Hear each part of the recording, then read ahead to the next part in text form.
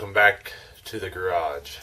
I have sitting here a 2000 Oldsmobile Bravada. I will be removing the transmission on it today. I am not going to make it's going to be kind of a step-by-step, but you won't see, taking all the fasteners and everything off, but I'll give you a general idea how it is to remove a transmission on this. And I will be following it step by step by this Haynes manual. Yay. These are pretty fun to take out, so let's get started and stop jibber jabbering. The first thing I've already done is I have jacked the vehicle up. I've got jack stands under all four corners of this baby holding it up. And I've disconnected the battery already. But the next step is let's get under the vehicle and drop the pan and let's get rid of all the fluids out of this transmission. Well, I've taken out some of the fasteners to the transmission pan, and there's one little thing. Yeah, there is some steps you're going to have to skip in the process of the book, because when you take off your oil pan, the shift linkage is in the way. So why don't I just go a little bit through on how you get that out of the way. So this is one-handed, so it ain't gonna look pretty. First thing is to remove this little piece. Get up under here, pull this down and out. Come up here and pull that out. So now that's loose.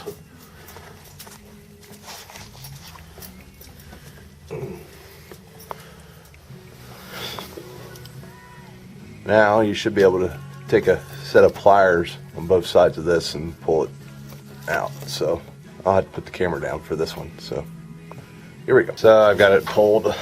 Now just pull it on out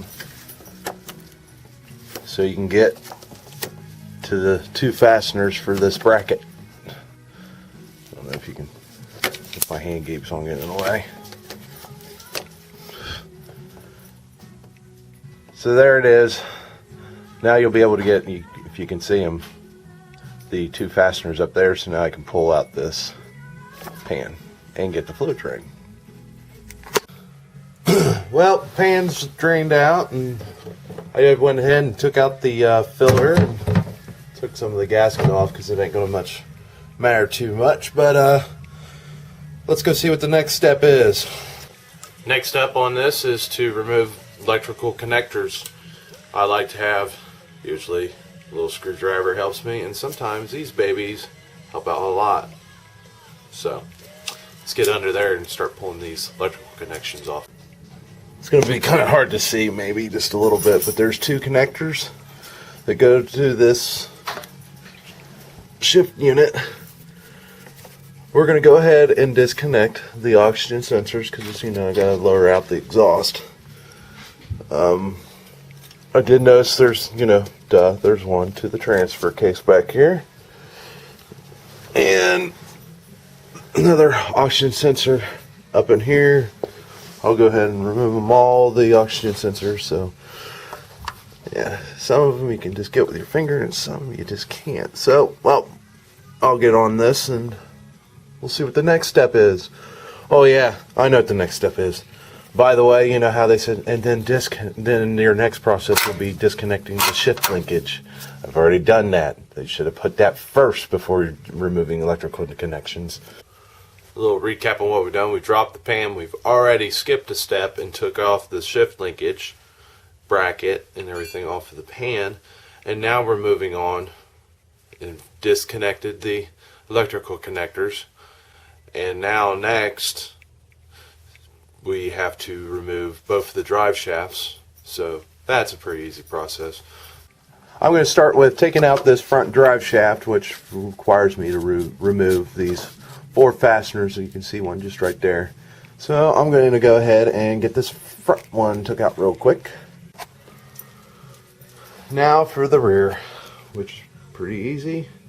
I may want to bring a pan under here because sometimes right there they'll leak out a little bit of transmission fluid, but I'm going to go ahead and take these four fasteners out, and then I'll spin it around take out the other ones, and then I'll spin it back.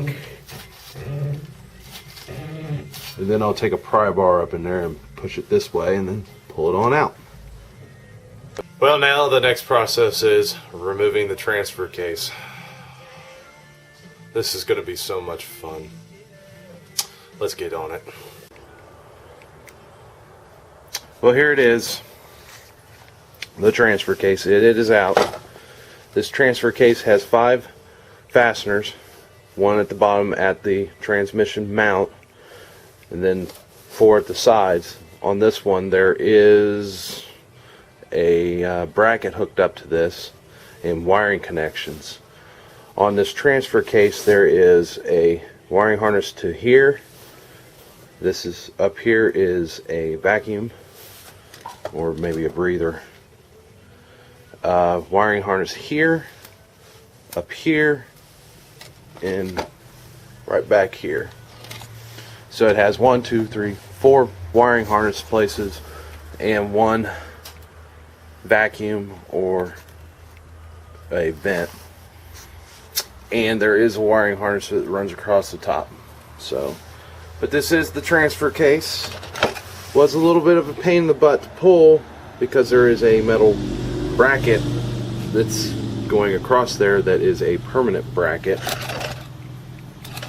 and I kind of don't really want to tell you, but I took a pry bar up in there and just kind of lightly pushed this, and the next thing you know, if I would have had the video camera under there, should have, this thing just fell right out.